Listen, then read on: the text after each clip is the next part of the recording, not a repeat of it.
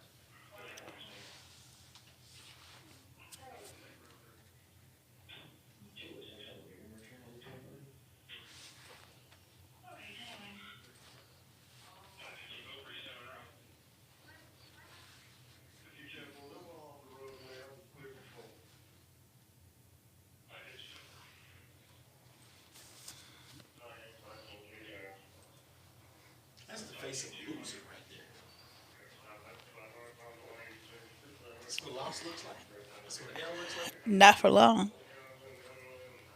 Watch. Now it turns into retaliation.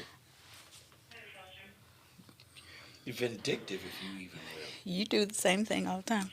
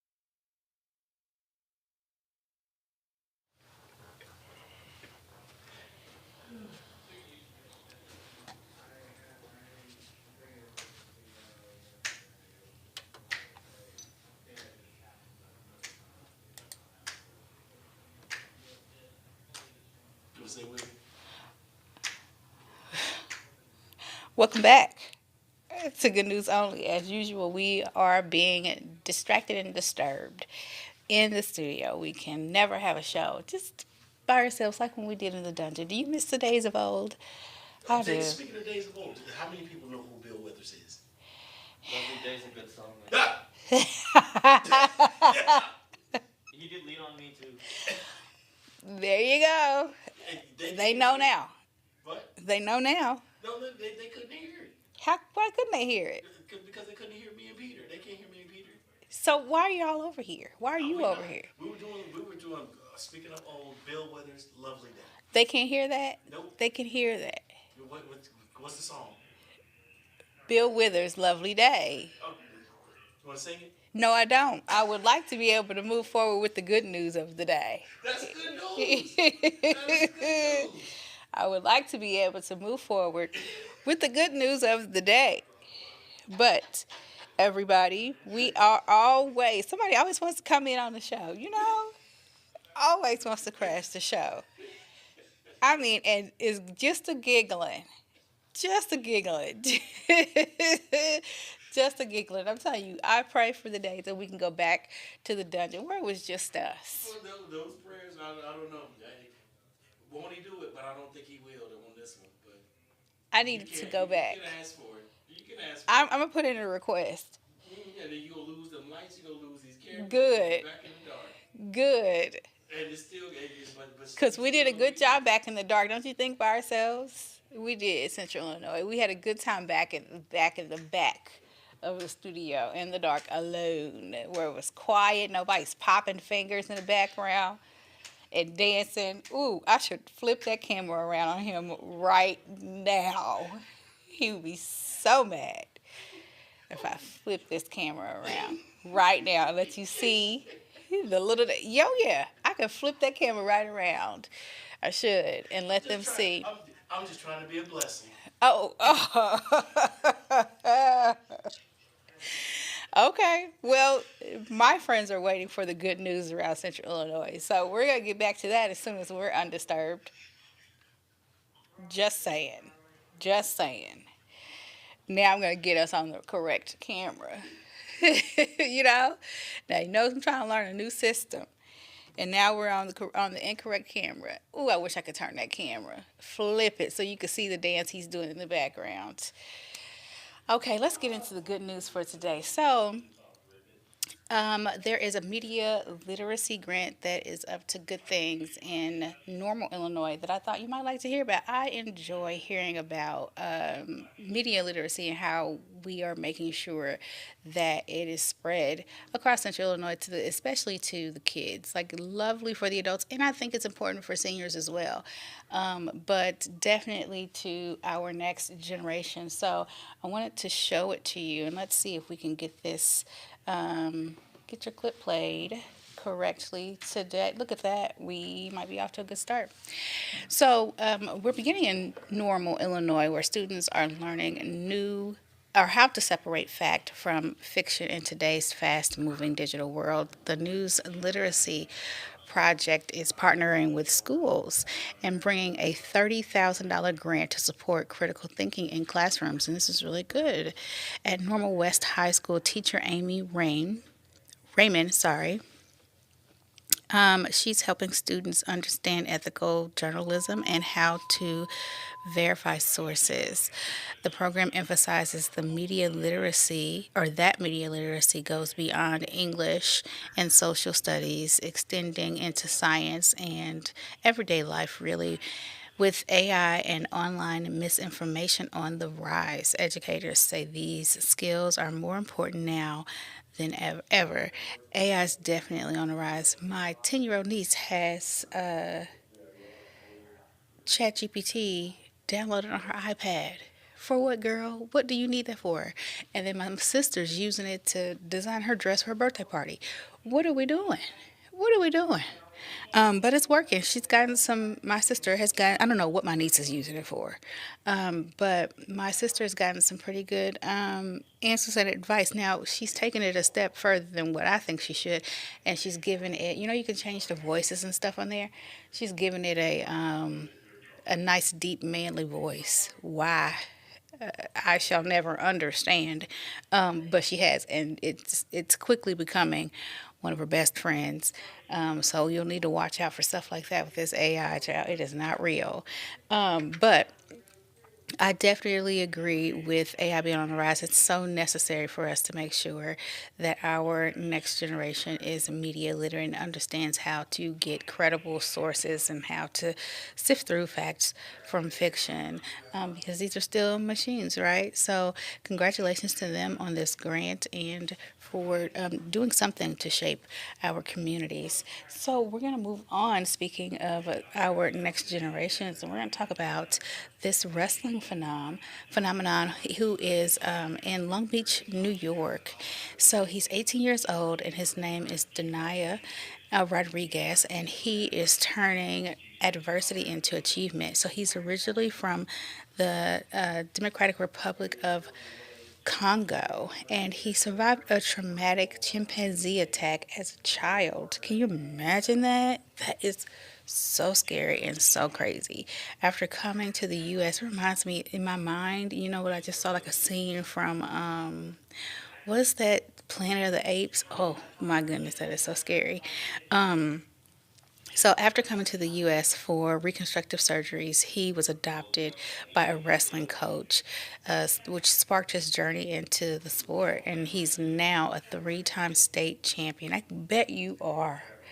Look at that. That is so crazy. He's just a little boy when that happened to him. And if you just imagine what it must have been like before the reconstructive surgeries, that was a pretty vicious attack. But he's now a three-time state champion and a national title holder. And his next stop is the University of North Carolina on a full scholarship this fall. So again, it just goes to show you that sometimes I think that there is usually some light at the end of the tunnel, and that there's always a bright side to a lot of the things we go through. Something beautiful could come out of something so tragic, and he is a living, breathing example of that. I'm sure he's happy to be living and breathing today. That is a very scary thing. So, an inspiring story of perseverance, and now one about healing and rediscovering purpose. So I thought this was a sweet story. I thought you might like to hear about it. So, in McKinley, Texas, 57-year-old George Mendez found new life after a devastating stroke. He was once a retired NYPD officer who responded to 9/11. Mendez struggled with depression and isolation after that. His wife Olga brought him to Main Gate Therapeutic Horsemanship, where he began volunteering. And she said that her hope was just to be able to get him up and out of the house. She hoped that in doing that, bringing him to this center, that maybe he would volunteer or that he would become one of their clients. And she was so happy when her plan worked, to have him become a volunteer, because she knew and understood what he had to really offer others, and being able to serve, as that is his heart, would really bring him back to life. So there he formed a powerful bond with a 14-year-old named Pheno Wheaton, who had a traumatic brain injury about 9 years ago, they say. And since then, he's been in this state, and it's been really hard for him to just be able to sit up on the horse and to be able to hold the reins. But through with Mendez helping him, he's been able to meet those milestones, and through helping Pheno Mendez has rediscovered his own purpose, proving healing can go both ways. He broke down and cried just talking about how he has rediscovered his purpose, and about how Pheno has helped him do that. How he didn't know anymore who he was or what he was going to do for so many years after retiring, and having that stroke. But that now he says that Pheno looked at him the way he looked at his wife after having his stroke during recovery. And that was just a look of, like, don't give up on me. And so he promised that he wouldn't. And you can see they seem to have a pretty good relationship. And for somebody not to be able to hold those reins, and now they can reach over and pet that horse, that is tremendous progress. These two definitely deserve each other. More good news only after the break.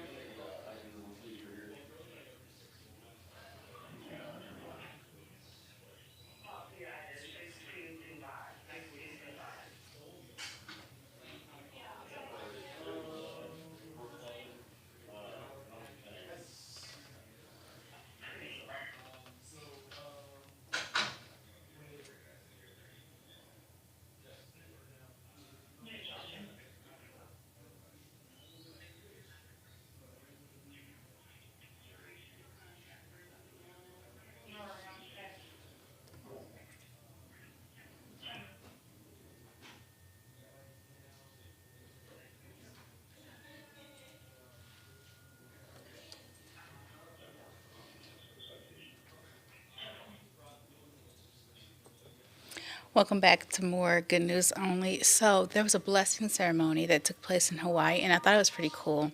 I thought it was something you might like to hear about as well. So, listen, let me pull up the video here. Let's see if I get that right. Boom, got it right. It's coming along. So, in Waimea Valley, there was a cultural blessing ceremony that was held for fallen boulders known as Pahoka. Pohaku. The rocks had tumbled onto a highway last week, prompting both safety concerns and cultural significance. In native Hawaiian tradition, these stones are believed to hold deep spiritual meaning. Cultural practitioners first welcomed the boulders, followed by a formal blessing ceremony. Members of the Hawaii Department of Transportation and highway crews also took part. I think that it's just so cool. The entire something like this happens here, and we think, what do they call this? Inland? I don't know, but something like this happens here. Mainland? I don't know what they call this, but because Hawaii is the United States as well, so something like this happens here, and we would be like, oh my goodness, this was a horrible thing. This, I mean, which it could have hurt someone, right? Like we think about that, but the news would report it. We would report it as if it was like, oh my goodness, look at this catastrophic thing that's taken place. But they see this as a good thing.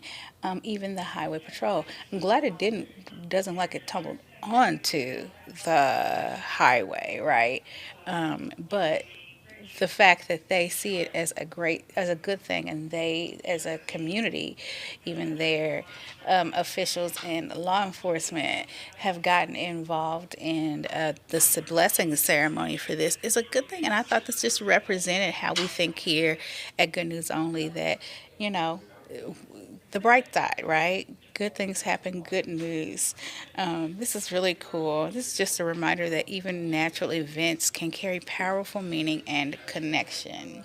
So I thought this was a cool story. I would really be interested in learning more about this cultural significant event, like exactly where this derives from and the meaning. But it's really cool. I thought it was cool. So also, I wanted to tell you about this other thing that I thought was interesting, and it was a shark encounter. I'll tell you more about that after the break.